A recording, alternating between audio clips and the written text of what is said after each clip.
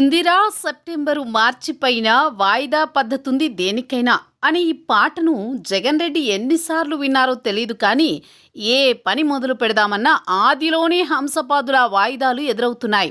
ఆంధ్రులు ఆరంభసూరులో కాదో తెలియదు కానీ జగన్ రెడ్డి మాత్రం వాయిదాల వీరుడే అనే చర్చ ఇప్పుడు క్యాడర్లో బాగా జరుగుతోంది. ఇంతకీ జగన్ ఏం వాయిదా వేశారు, అనౌన్స్ చేసి మరి ఎన్నిసార్లు వాయిదా వేశారు అనేగా మీ డౌట్లు. అక్కడికే వస్తున్నాం. రీసెంట్ గా జగన్ లో భారీ మార్పు వచ్చేసింది. ఇంకేముంది, ఆయన కూడా రాజకీయం నేర్చుకున్నారు. తన దారి రహదారి అంటూ కూర్చోకుండా అడ్డదారిలో కూడా ప్రయాణం మొదలు పెడుతున్నారంటూ బ్లూ మీడియా రంకెలేసి జాకీలు పెట్టి లేపినంతసేపు పట్టలేదు జగన్ మరోసారి తన ప్రోగ్రామ్ ని వాయిదా వేయడానికి. నిజానికి ఈ వారం డ్యూటీ ఎక్కేందుకు ఎప్పట్లాగే బెంగళూరు నుంచి పొదిలి వెళ్లాల్సి ఉంది.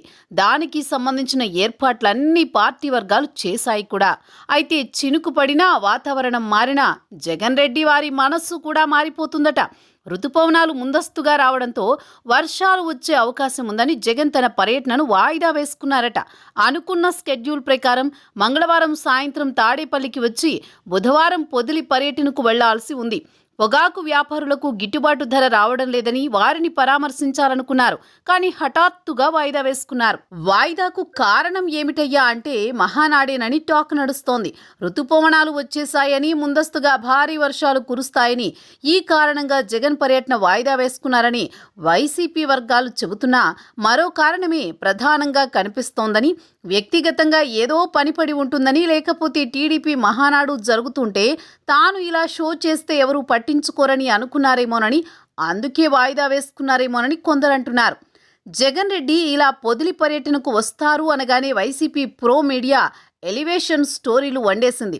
జగన్ రెడ్డి టీడీపీకి చెక్ పెట్టేలా ప్లాన్ చేశారని, టీడీపీ మహానాడుకు ప్రచారం రాకుండా ప్రజా సమస్యలను హైలైట్ చేస్తున్నారని చెప్పుకొచ్చారు. తీరా చూస్తే వర్షాలు పడతాయని చెప్పగానే వాయిదా వేసుకున్నారు. ఈ వాయిదాల పర్వం జగన్కు కొత్త కాదని కార్యకర్తలు చర్చించుకుంటున్నారు.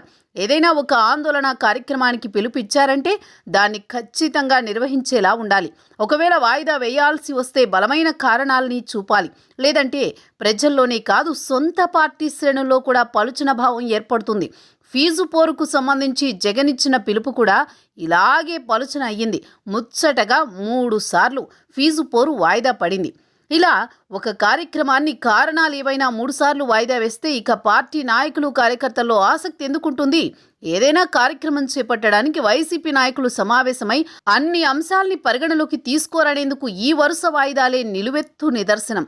అలాగే కార్యకర్తల కోసం ప్రతి ఎంపీ కాన్స్టిట్యుయెన్సీలో 2 రోజులు నిద్ర చేస్తానని గత క్రిస్మస్ లో ప్రకటించారు జగన్. వచ్చే సంక్రాంతి తర్వాత ఈ ప్రోగ్రాం ఉంటుందని YCP social media blue batch తెగ ప్రచారం చేశారు.